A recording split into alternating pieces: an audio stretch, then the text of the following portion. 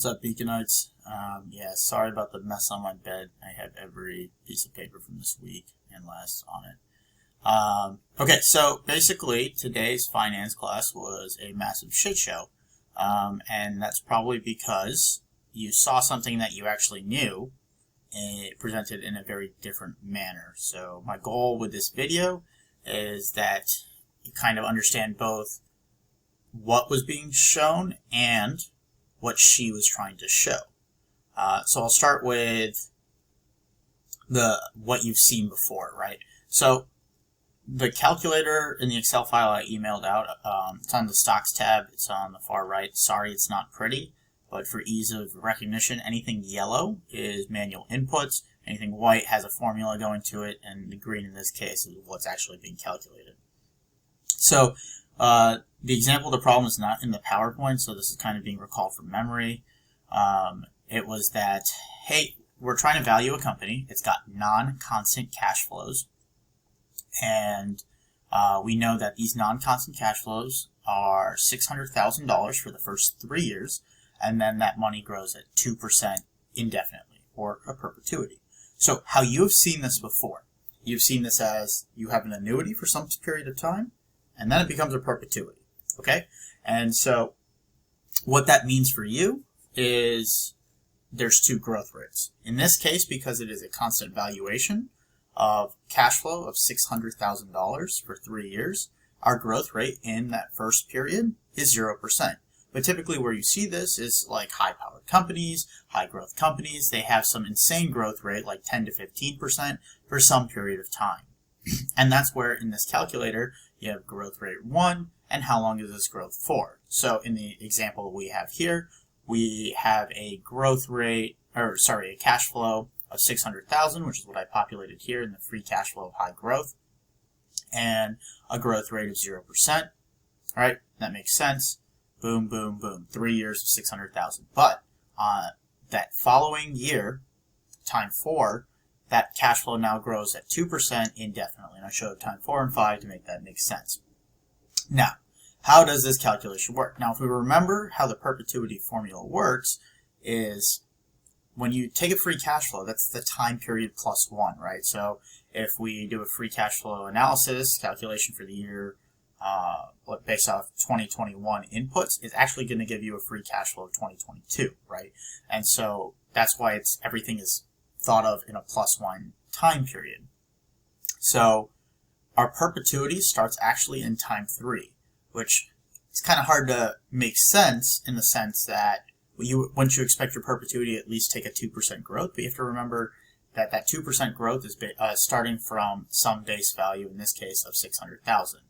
If I grew this out by 10%, then, or whatever high growth rate it is, that's the initial value as it transitions to the next year of time 4.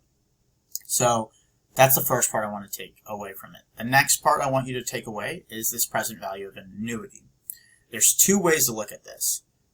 Because of when you discount the cash flow to this time 0 valuation that we're ultimately going to be doing, you somehow have to add this $600,000 back. Now, what she did in class was she added it to the value of your perpetuity.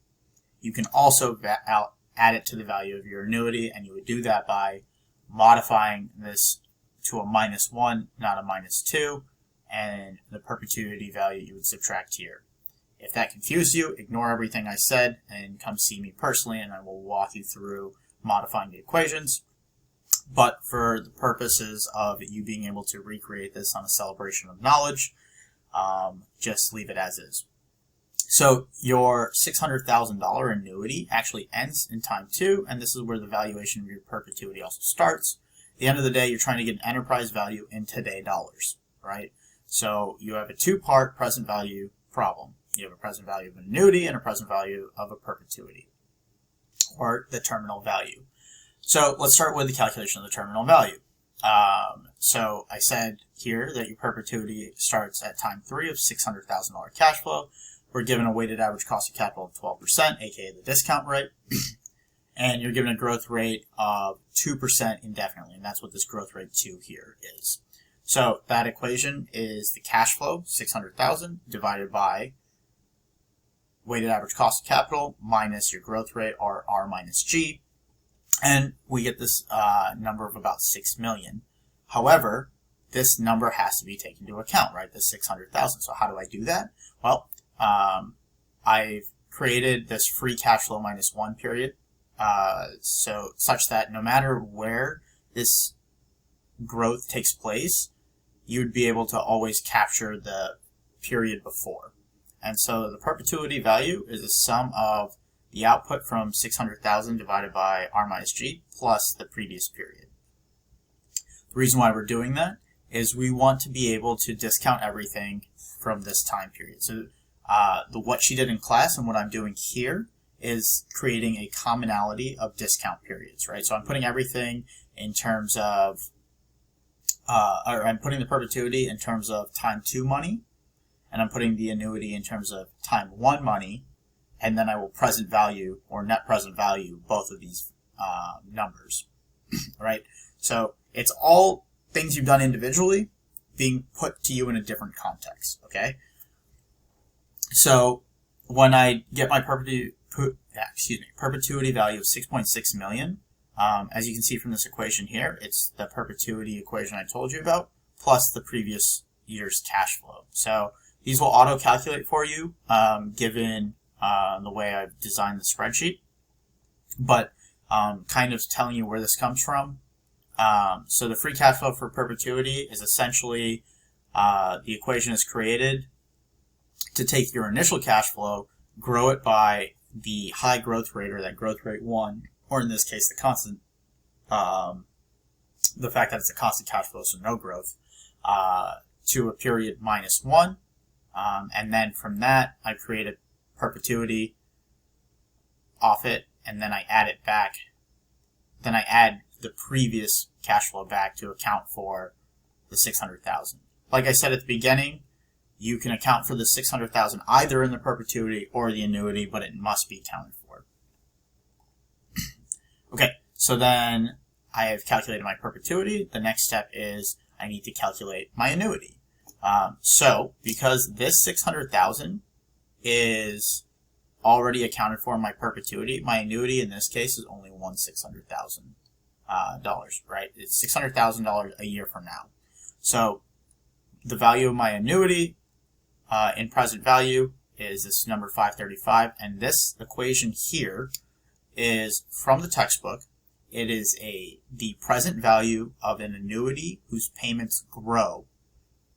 And what's important about this is the way I've designed the equation is even if the payments in that annuity do not actually grow, like they don't in this case, it'll work.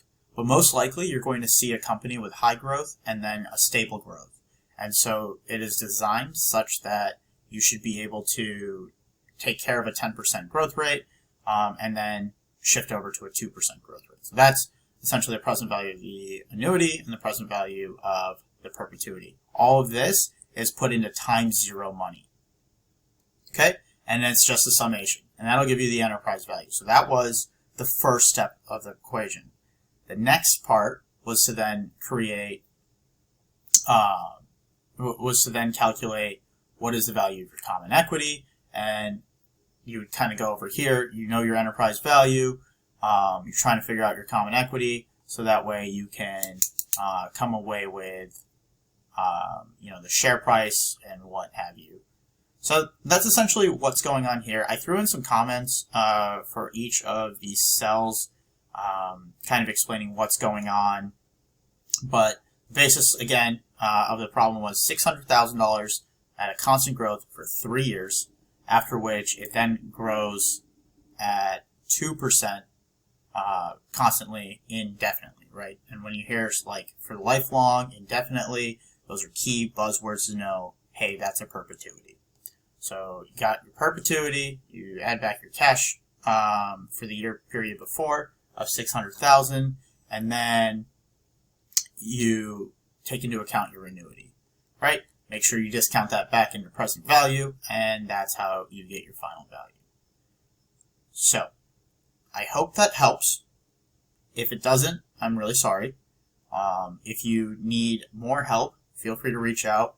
I'm happy to help you guys in class, after class, anytime at Question Room if you need in-person assistance and such. Alrighty. I hope you guys have a great weekend. I'll see you soon. Bye.